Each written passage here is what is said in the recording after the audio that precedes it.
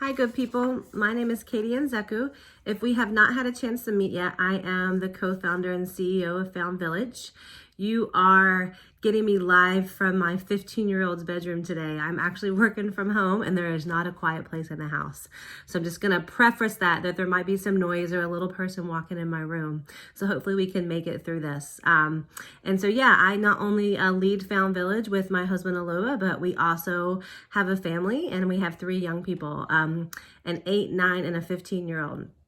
And so I'll just share with you that, through my training as a social worker over the last 15 years and my work with Found Village, all of these teachings and practices have really just been God sent to me and my ability to also support my children.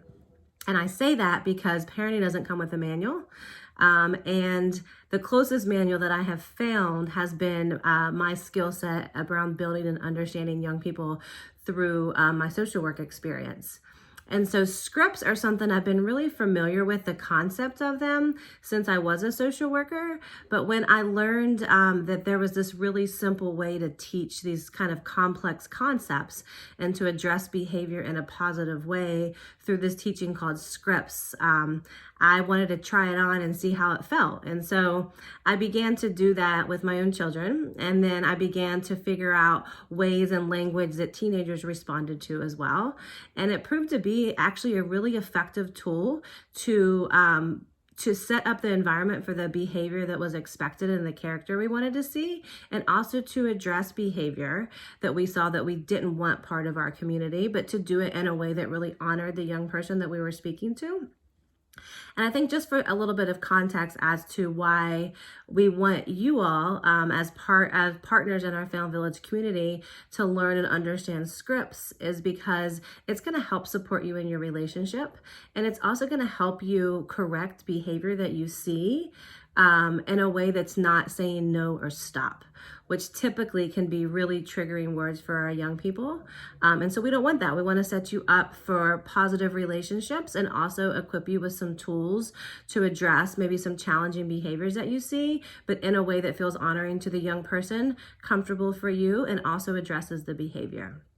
And so a couple of the scripts I'm going to talk through today are some of the ones that I will say I probably more commonly use with my own children and when I am in Found Village spaces.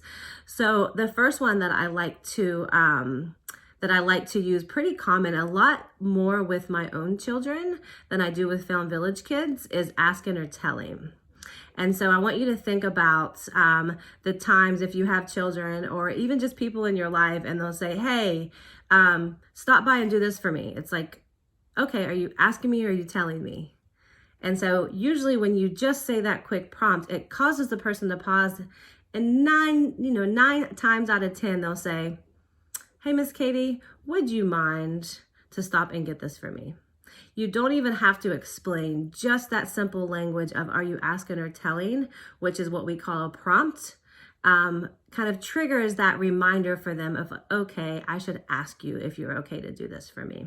And they usually respond in that way. My kids do the same thing. So it's something that was a concept, AKA script, that when we introduced, I tried it on with my kids, and I was just blown away by how simple it was when they would demand something from me, when I would just say, hey, are you asking or telling?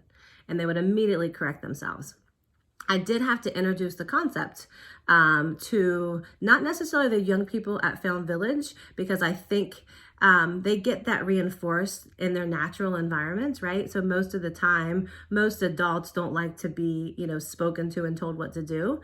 And so that's a concept that we can rely on the natural environment to teach. But you don't always want to rely on that, because my 7-year-old hadn't really understood that concept. And we could also have 15-year-olds that might not understand that concept either. So it's always a good idea, if you're comfortable, before you use a script, as you get close with the kid, to ask them, hey, do you know what it means if I would say to you, are you asking or telling? And spend some time dialoguing what that means to ask permission for something versus to kind of demand or direct someone. And even talking about what the importance may be and actually asking for something that you need, and the likelihood that if they do that, that they're going to get what they need. So there's some pre-teaching that you can do around these scripts as well, that will just set up your use of them in the moment to be a lot more effective. But if you're new coming in program space, it's also good for you to know that we've got coaches and then also natural environments of teachers and adults and, just professionals and family members of our young people who have taught these concepts and these scripts to them before. So being able to use something like, are you asking or telling, is likely to produce a response of them asking you for what it is that they might have demanded from you around. Just wanted to give you that context there. The other piece of information that I think is really helpful that we also use a lot around here, you'll see it on our branded sweatshirts, is that we are a safe place with safe people. And so the cool thing about this is there's a lot of things that define safety, right? There's physical safety, and then there's also emotional safety. And so there's different scenarios and times when you can use this word to remind a young person to be safe. So for example, if you would see a young person teasing or making fun of another person when you were in a space with us, you could simply look at the young person and say, hey, remember, we're a safe place with safe people.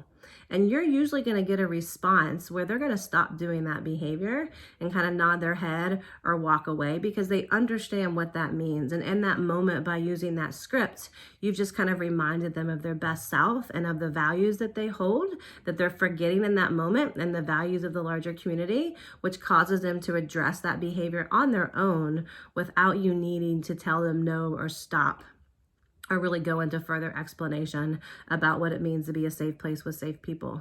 And so if you also are mentoring a young person, or as you build that relationship, and you maybe have some rules around your household or your car or other environments, you could use that language to then talk about what it means to be safe in your car, what it means to be safe within your relationship with them. And you could define some rules with that young person. So that way, in the moment, if they were in your car in another space and they would do something that broke the rule, like leave trash in the back of your car, you could say, hey, remember, my car is a safe place.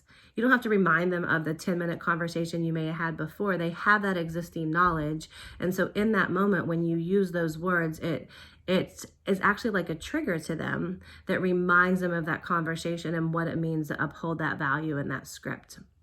So that's just another example of how you might apply that if you would come into our space and maybe see something that didn't feel safe physically or maybe even emotionally as young people were interacting. Some just really common language you could use was just remind them that we are a safe place with safe people. The other script that I think I use pretty common as well is talking about respect, right? Respect is one of those words that's really common in our kids' community. And they all have different definitions of respect, but in general, they know what it means to feel respected and to give respect. So if you're new to a space and you feel like maybe, a young person says something that feels disrespectful to you, or you see them saying something that or doing something like leaving trash somewhere or something like that that doesn't feel respectful, you could say, hey, can we do that again with respect? Or, hey, how would you say that with respect? Or just say the word, hey, or just say it again with respect. So those are some things that we do sometimes when something happens. We don't dig into necessarily the disrespectful language and give all this explanation because we know in their hearts they know what respect means. We just remind them of that script, like, hey, say it again with respect, or show some respect here. And as some coaches will say, hey, put some respect on it. So that's another kind of fun way to just remind them of that script and that value in the moment when you see that happening. So you have a list of, the different scripts and the common language that we use. And so I just want to really encourage you to take a couple of those scripts and then just try it on. Try it on if you have kids in your house. What's it look like to teach that script ahead of time and kind of level set on what that means to them and what it means to you. And then in those moments where the young person, your kid, is not using that behavior you talked about, try to just say that script to them and see if it doesn't change their behavior. And I think the other kind of pro tip here is just to remind you that when you see behavior out of kids that shows that they are asking and not telling, or showing with respect, or that they are acting in a way that's safe, remind them of that. Hey, that's such a great way to keep this place safe. That's such a great way to show some respect. Thank you so much for asking me and not telling me. So a way also to set the standard is when you see kids or young people using these behaviors, to call out those behaviors with that language so that they can start to make those connections in their mind as to what you expect and as to what that word means to you when they're around you. And it makes it a lot easier in the moment when you see that behavior not happening to use the script to correct behavior as well. So I hope that after, this quick little training with me and some examples, that you have a better understanding of how we use scripts to teach behavior, specifically how we use scripts to correct behavior without directly correcting the behavior by saying no or stop or don't, right? Because we don't want to trigger the young person and we want to remind them that they have this value. We actually want to call out that value in them and that behavior, and we do that through our scripts. So thank you so much for being with us. I can't wait to see you in some spaces and hear about how these scripts have impacted, hopefully just not your ability to support in spaces, but also maybe with people in your lives as you teach these concepts and use this language.